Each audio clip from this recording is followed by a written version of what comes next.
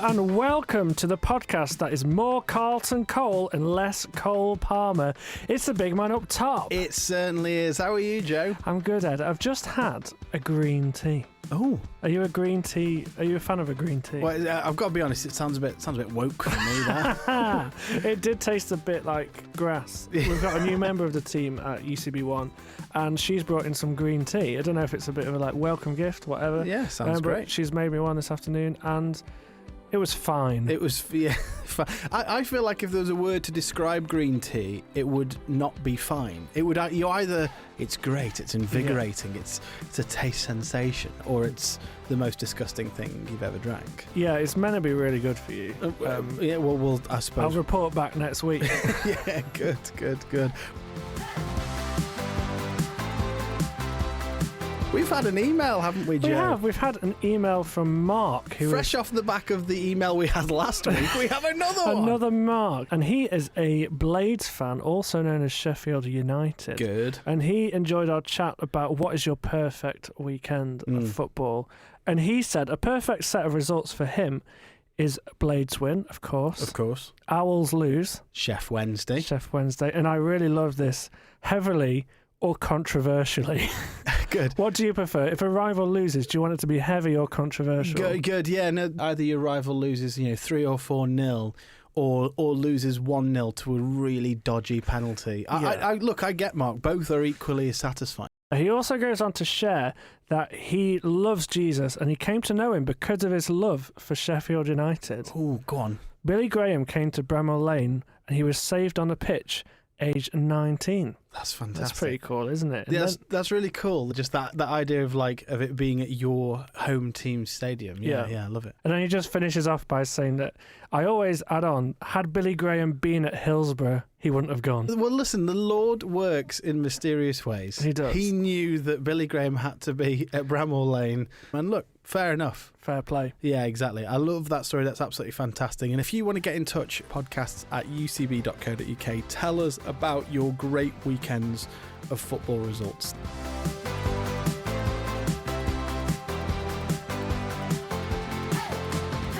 So we've come to the time in the show, Joe, very early on, where we are looking at our trivia. This is Bible Ballers. Yes. What's the score currently? 5-3? I think you got it right last week, I didn't did, you? yeah, 5-3. So this is Guess the Player with a Difference. So I will basically be quizzing Joe this week with a Guess the Player question. The difference is that the first name of this player, he'll share it with the name of a book in the Bible. Are you ready for this one? Yes. Which German attacking midfielder scored 170 goals for Borussia Dortmund and was the featured player on the front cover of FIFA 17? I knew you were going to say FIFA 17. Do you think you know? I think I know, yeah. Oh, my goodness. Yeah. So Do you want me to tell you now? Or No, add some suspense? no, we've got to keep the suspense going. Well, I'll talk you through a few other options. Obviously, Thomas Muller, but he didn't play for Borussia Dortmund. Mario Götze. There isn't a book of Mario. There isn't. No. There could be. There could be. Okay. But yeah, I'm quite confident. Okay, good. Well, we'll see how you get on later in the show.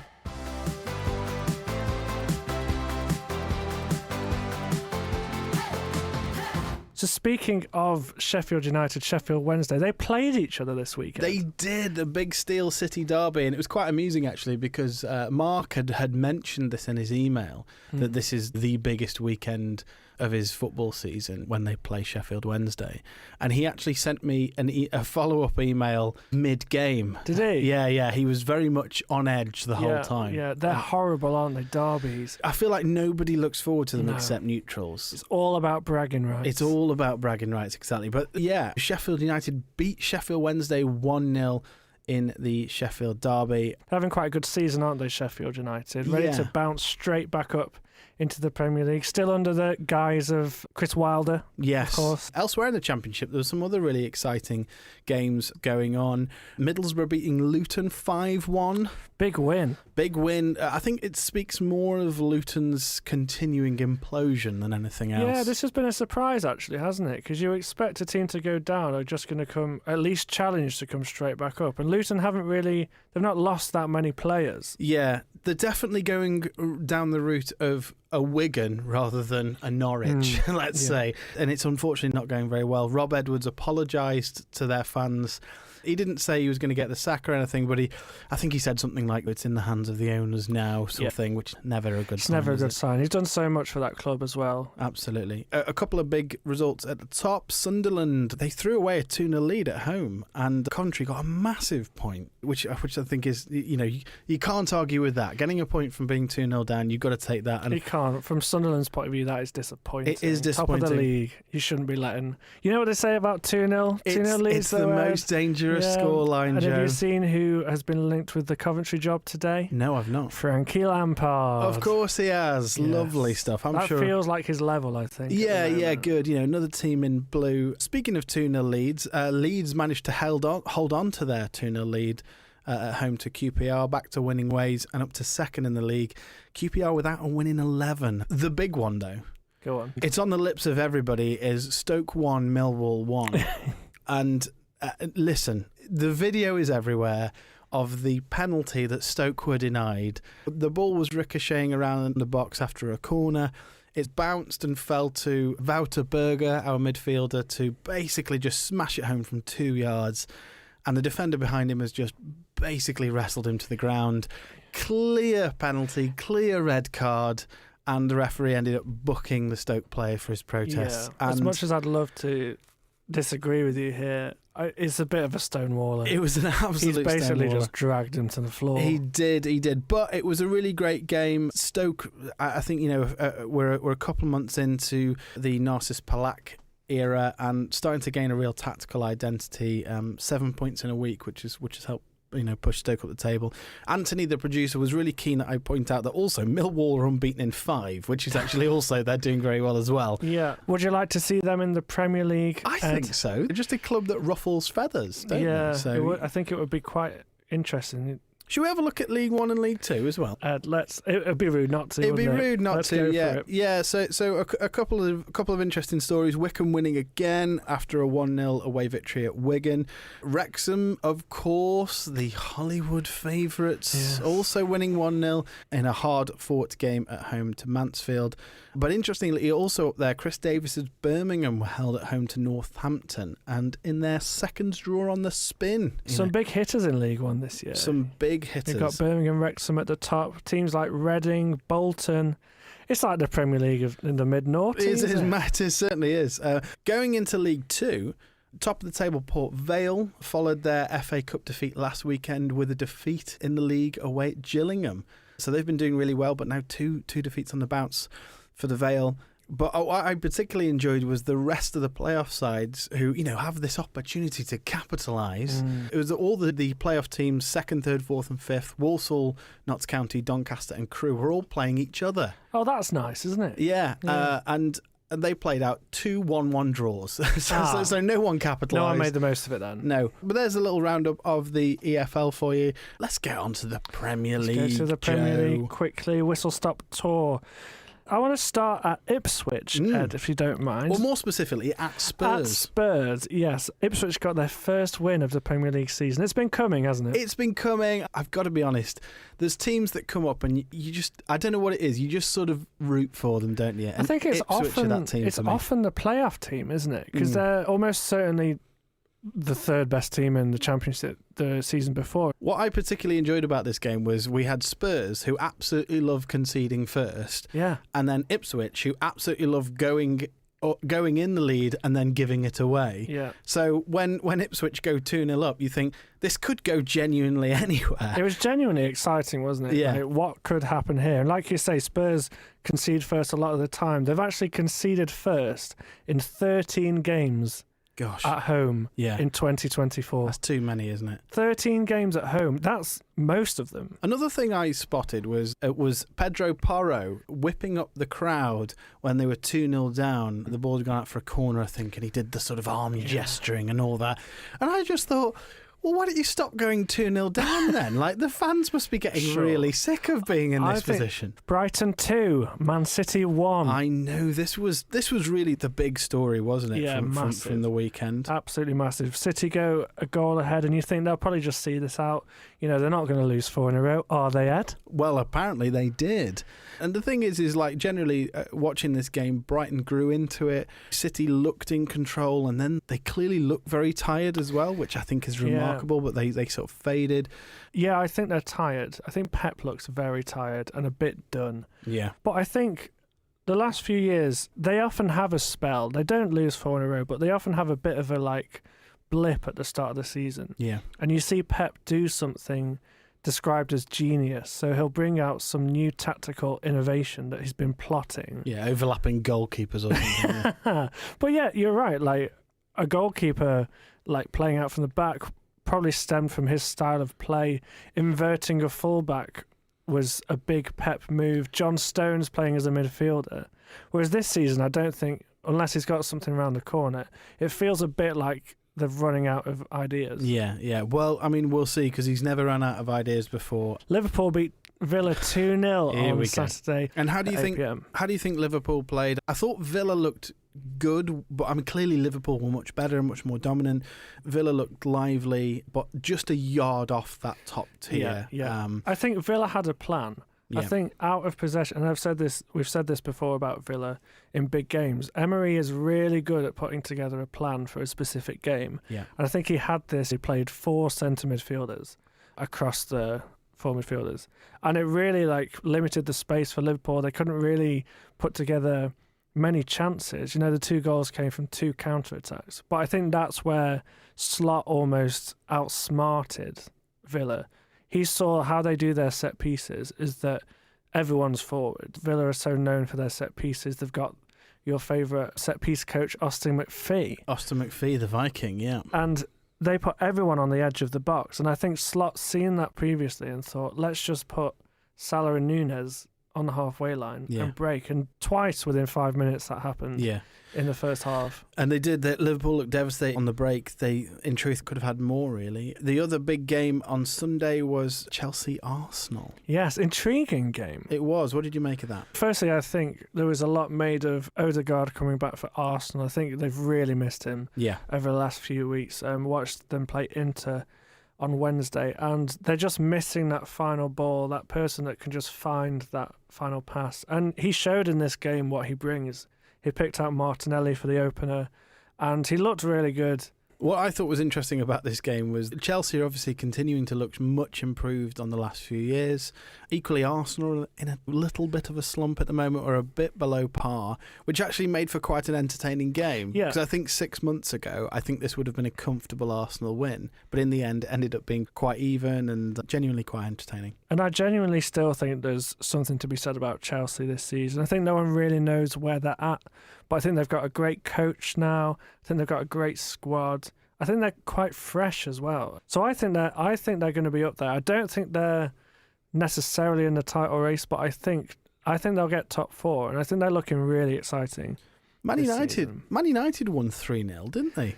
Yeah, that's a bit just quietly won 3-0 at home. What did you think of United? They were okay, weren't they, actually? I thought Bruno looked very good. What I enjoyed about this, so I missed this game, but I read a bunch of reports and saw the highlights, and everything I kept reading was talking about how this was an unconvincing 3-0 win, how Leicester were quite unlucky, and I'm thinking, goodness me, what game did I miss? Yeah, so this game wasn't on TV, so it was hard to really see what was going on. I didn't watch much of the day last night, Ed, I have to admit. Oh dear. But yeah, I think a lot. You're right. They had an XG of 0.7. Does that mean anything to you, Ed? Or Probably not. Bothered? No. But yeah, Steve Cooper was apparently quite annoyed at how well Leicester played and came away with nothing. What I will say about United is I think they're doing some quite weirdly good succession planning. This is a very, very backhanded compliment. Yeah, go on. Yeah, maybe we don't need the word weirdly there, but I think Ruud van Nistelrooy's been in charge for a few games now. Looked really good. In many senses of the words, we spoke about his turtleneck. Oh, fantastic dress sense. So good. But he's done really well. Granted, he's played Leicester at home twice. They played PAOK at home in the Europa League, won 2-0. And they've played Chelsea, got a decent 1-1 draw there. I think United a few years ago would see that and think, let's give the manager position to Ruud permanently. A bit like they did with Ollie a few years ago. Whereas here, what they've done is, okay, Ruud, you've got a few games here just to keep it ticking over. He's done really well. You've then got a manager coming in permanently. And although they've been in this weird space in between, I think it's actually really good planning to do that and not to act impulsively, which I think is something we've seen from United quite a lot since Fergie. Well, let's keep an eye on the situation with Ruben Amorim and how he does when he comes in. Be interesting to see where they go. Brentford 3, Bournemouth 2. Yet again, 5 goals at Brentford's ground. It's a chaotic place to go, isn't it? Well, it's the place you need to go for entertainment this season. I looked at the form tables. This means absolutely nothing. But often on these websites, you can look at what the table would look like just on home form, what the table would look like just on away form. Mm-hmm. So I had a look at that this morning. If it was home form, Brentford would be top. Yeah. If it was away form, Brentford would be 19th. Wow. They're so good at home. Yeah. They're quite bad away. And they're scoring so many goals. They've scored 22 goals already this season. They've also conceded 22 goals. In the top 4 divisions of English football, no ground has seen more goals per game than Brentford's at an average of 4.83 goals per game. That's nearly 5 goals a game, Joe. Get yourself to the G-Tech. Get yourself to the G-Tech if you want to see some goals.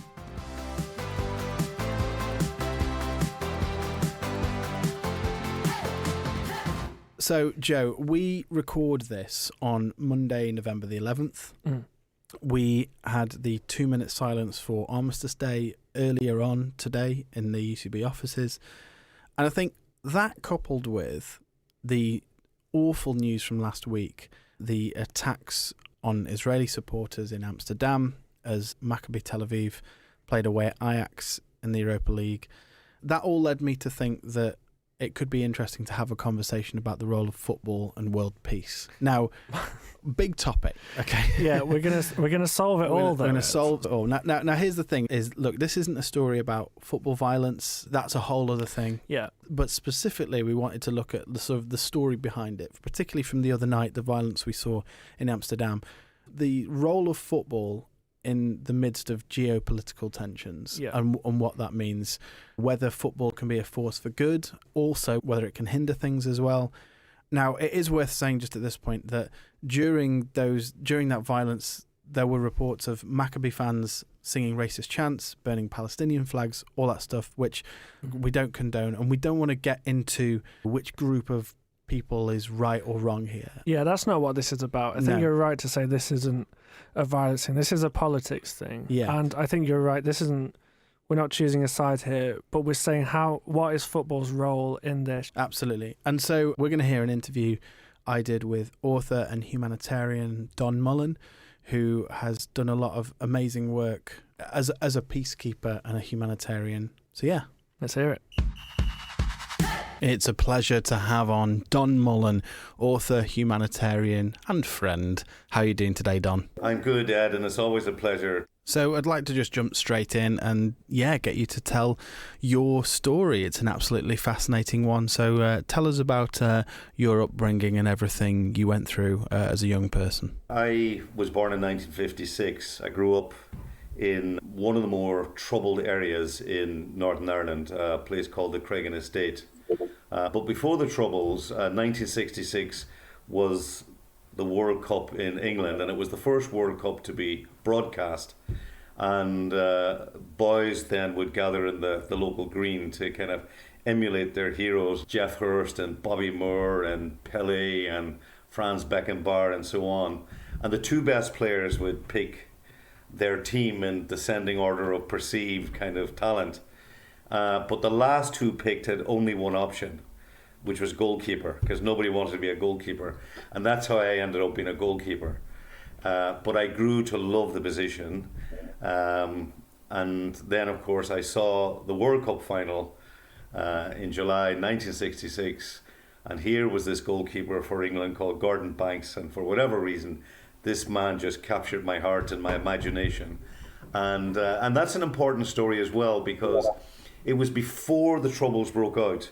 And when I used to play for my team in the Craigan Estate, which later became kind of a place that, where certainly the British Army, in some cases, would have feared coming into, and certainly wouldn't have been welcomed. I mean, I was the England goalkeeper, and I even dressed in the colours for England, which was the yellow top, blue shorts and white socks. And I even walked through Derry to find, and I probably got it in a Protestant area, the Three Lions, which my mother sewed on, So here I was, the England goalkeeper in the Craigan Estate. But the important thing, Ed, is that no adult ever told me I shouldn't do this, And that's really important, because they enjoyed my childhood fantasy, in a sense, thinking that I was Gordon Banks in my mind, A huge part of your story is that you were a witness to the Bloody Sunday massacre. So just tell us about your memories of that day. I was 15 years of age. It was my first ever civil rights march, and it was also protesting internment without trial. I lived in a no-go area. In other words, there was barricades up to keep the British Army out, and the British Army would come in pre-dawn raids, for example, maybe with big bulldozers to get rid of the barricades, and then they would have specific houses that they would maybe go and raid and so on. And I remember many, many nights like lying awake, with constant gun battles going on through the night, and they would end just as dawn was breaking. And we would still have to get up and go to school, But anyway, that particular day, paratroopers had been brought into Derry, and at a certain point, they began to move into the Bogside, and they opened fire. And 13 unarmed civilians were shot dead and 14 were wounded. And what really made it worse was the fact that within maybe 30, 40 minutes, a narrative was being spread that as the army moved in, they came under a fuselage of bombs and bullets, that they fired back at targeted gunmen and bombers. The next day, at a press conference in New York, at the British consulate, it was the same narrative was told, but they also added that some of those killed were on the Army's wanted list, all of which were lies. And the terrible thing about that for many young people, they came to what some might say was the logical conclusion: there's no such thing as British justice, because our community actually cooperated with the inquiry. I, as a 15-year-old, gave a statement, as did hundreds, almost 600 other people, which were ignored. And many, therefore, as a result of that, decided we'll fight fire with fire. And Bloody Sunday sadly became a recruiting agent for the IRA and other paramilitary groups for nearly 25 years afterwards. And why do you think that it didn't become a recruiting agent in your case? Yeah, that's a very good question. I mean, I did think about it, and after Bloody Sunday, my best friend actually joined the IRA. And I remember passing a checkpoint on one occasion, and I recognized, even though he was wearing a mask, I recognized my best friend. And I remember going up to him and saying, "What's happened, Sean?" He said, "I joined because of Bloody Sunday." And I said, "Well, if you're in, I'm in." And I remember Shawnee bringing me to a recruitment officer's house, and the guy wasn't there. And I often think, but for the grace of God. Sometime after that, we had Operation Motorman, where the British Army came in en masse and took down the no-go areas. So now we constant like British Army foot patrols and mobile patrols and helicopters and so on, flying all over the estate. And you had match of the day on a Saturday night, and then you had the big match on a Sunday afternoon. Sunday afternoon, I was up in Shawnee's house. We were watching the big match when a British Army foot patrol came down the street, and they took a break around where Shawnee was, and a young soldier hunkered down just outside the window of where we were sitting. We were drawn to him, and we were looking at him, but he wasn't looking in. He was obviously watching for snipers and so on. And then I remember Shawnee asked a life-changing question. And he said, Don, when you see him as a human being, how could you kill him? And we saw this young guy who was maybe just 2 or 3 years older than ourselves. And you could see like he was some mother's son, you know. He was in a hostile environment, didn't want to be there, fearing for his life. And somehow we just connected with him as a human being, you know. And that was a very, very profound experience. There was another experience, you know, of a soldier I made cry. And the army had come in again after Operation Motorman. They were raiding a house nearby, and I had been caught inside kind of the ring they'd put around, the protective ring. You had soldiers around keeping them at bay while the raid was going on. But there was a soldier probably in his mid-30s and a bit pudgy, and he was left standing guarding Land Rovers that were parked while the soldiers were in raiding.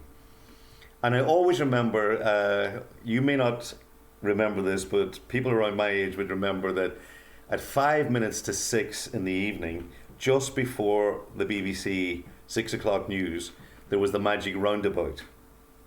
And in the magic roundabout, there was a jack-in-the-box called Zebedee. And this soldier had a Zebedee moustache. And I remember, Ed, I picked on him. And I started to make very derogatory statements towards him. And there were 2 young teenage girls to my right. And every time I would diminish this man, they would laugh, which was boosting my young ego. And I continued to be very vicious. And kept this up maybe relentlessly for 15, 20 minutes. And the next thing, one of the girls said, Jesus, he's crying. And Ed, I looked and the tears were running down his cheeks. And at that stage, I didn't know what to do. If he'd come and he'd hit me, I could have responded. But the fact that I, as a boy, had made a man cry, I didn't know what to do. And I just walked away, feeling utterly ashamed of myself. But it didn't end there. And this was my Christmas truce experience. I was very good at art. So I was registered in the Strand Technical College so that I could do advanced art.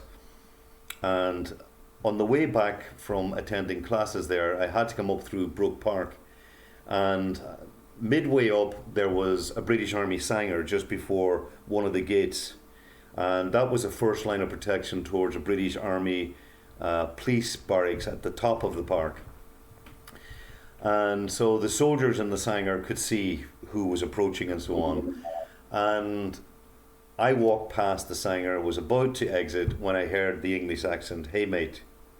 And I turned around with resentment because you had to carry your pass, you know, and show identification. And when I turned around, it was Zebedee, unmistakable. And he recognized me. And he held me in a look that seemed to be an eternity. But it was probably for maybe no more than 10 seconds. And the next thing was, this soldier gave me the most beautiful smile and a wave. And even though he never said a thing to me, I knew what he was saying. And it was, I understand your hatred. I want you to know I don't hate you. And I turned around and I walked away. But I never ever forgot that soldier. And again, the reason why I say that it was my Christmas truce experience was, you know, the soldiers on the first Christmas of the Great War, on that first Christmas, like, we know that as well as standing to take photographs with each other, of sharing cigarettes and cigars and bully beef and cognac and beer and so on, that they played games, and one of the games they played was soccer. And the important thing was, what happened was they encountered their common humanity, because the propaganda on both sides was leading them to believe that they were fighting monsters. But when they met each other, they realized they were just like, in a sense, cannon fodder. They were just ordinary guys. And that's the sad thing, you know, and that was one of the most important lessons that I learned. One big talking point around this time of year is the poppy. Quite famously, James McLean, Wrexham player, refuses to wear the poppy, and he deals with his share of criticism and, let's be frank, abuse every year over this. It's a really complex issue. I'd really like to know, what is your take on it? That's a very fair question, and I'm happy to address it, Ed. I have absolutely no difficulty whatsoever with the British Legion poppy, and especially I have no difficulty with British people wanting to wear it. I have no difficulty with anybody wanting to wear it if they're comfortable. But I think we have to realise that, you know, the British Legion poppy is not just about commemorating the fallen of the two great wars, the First World War and the Second World War, but it's about commemorating all those who died and were wounded in all British campaigns. And so the fact that the poppy represents all British campaigns, then I completely understand and I support James McLean right to be a conscientious objector. And of course I was born and grew up in the same estate as James, so I can kind of understand entirely. Last question, Don. How practically can we become people of peace? It begins with ourselves, and it begins with kindness and asserting our common humanity. And you think of that British soldier whom I hated, how he changed me, you know, with that smile and that wave. He never said a word. He challenged me and he showed me that we're human beings at the end of the day. Don Mullan, author and humanitarian, thank you so much for your time today. Thank you, Ed, and hopefully in heaven we can play football together. Sounds good. I believe I get new knees at that point, so yeah, that'll work.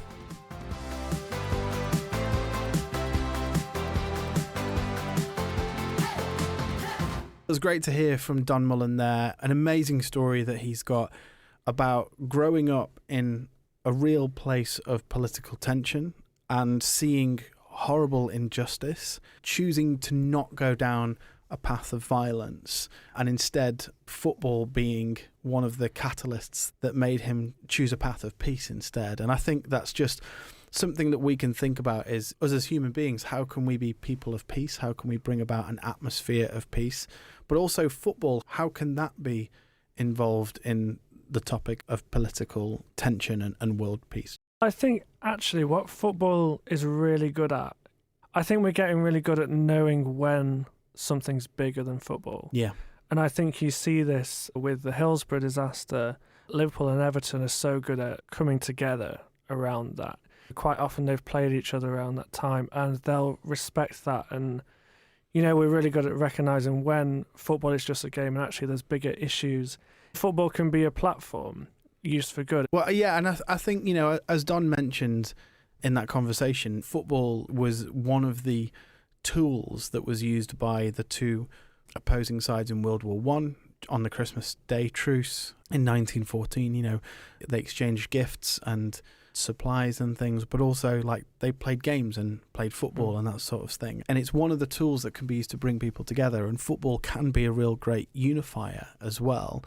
Don gave his opinion there on players wearing poppies on shirts. I know James McLean has been somebody who has come in for a lot of criticism in the past. Well, I think it was interesting what Don was saying about how he's very much believes in the right for people to wear the poppy, and they should wear the poppy if that's what they feel to do. But equally, James McLean should also feel like that he's not forced to, and he should be respected for having his opinions and beliefs. And look, it's a really complicated issue. But one of the games that I wanted to bring up was the game in France '98, which was the first World Cup I remember. USA versus Iran, which was referred to as the most politically charged game in World Cup history, according to 442 magazine. And that's a really fascinating story, and I would really encourage our listeners to go and have a look at that, because that was a game that came about amidst real huge tension between the USA and Iran. There was this fantastic story about how the leader of Iran had told his players, he'd instructed them not to walk towards the American players at the Because there's that handshake. whole thing, wasn't there, that you have your Team A and Team B, and traditionally Team B walked towards Team A. That's right, yeah. But the Iranian team have been told, under no circumstances do you walk towards the USA team. Absolutely. And so FIFA, who in this situation turns out were really, really great, they sort of quietly went to the Americans and said, look, would you mind walking towards the Iranian players? And they agreed to. And then the Iranian players, as a sort of, I think they were quite touched by that gesture from the Americans, and they were told, okay, they're going to walk towards you. So they had white flowers. They each had a bouquet of white flowers to give to the player on the opposition team. And so they then gave that gesture in response. And then rather than having two separate team photos, the Americans and the Iranians came together and had one big team photo. You had an American player, Iranian player, American player, one big group. And it was really lovely. And it was just this sort of thing of one player or one team, you have to make that first step. I'm reminded of the verse in Matthew chapter 5, where Jesus says, you have heard that it was said, eye for an eye and tooth for a tooth. But I tell you, do not resist an evil person. If anyone slaps you on the right cheek, turn to them the other cheek also. It sort of doesn't matter who's right or wrong or what we believe, who we believe to be in the right or who we believe to be in the wrong. We are encouraged by Jesus to just turn the other cheek anyway. Yeah. And that was sort of what Don was saying in his story, was that the compassion that the soldier showed him when he didn't deserve it made him realize that this was just another human being too. Yeah. And I don't know, I just thought that was just really moving. When it comes down to us, I think a core value of Christianity is unity, isn't it? And I think for me that is looking at how we are different to other people and how we might be the same as other people, and recognizing that loving your neighbor is something that we are called to do. And for me, that isn't a surface level love. That is a empathetic love. And that is putting yourself in the shoes of other people. Yeah. Not everyone sees the world how you see it. And I think that is on a small level as well as a large level. And I think we can be putting ourselves into the shoes of people different to us and having some perspective as well.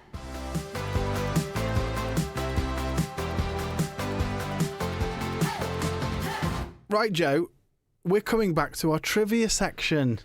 We are. You yes. had loads of confidence after this one. I did. I think it's a bit of a questionable question. If I've got this answer, I think it's a bit of a questionable one. Oh, okay. Well, we'll see. So I'll read the question out again.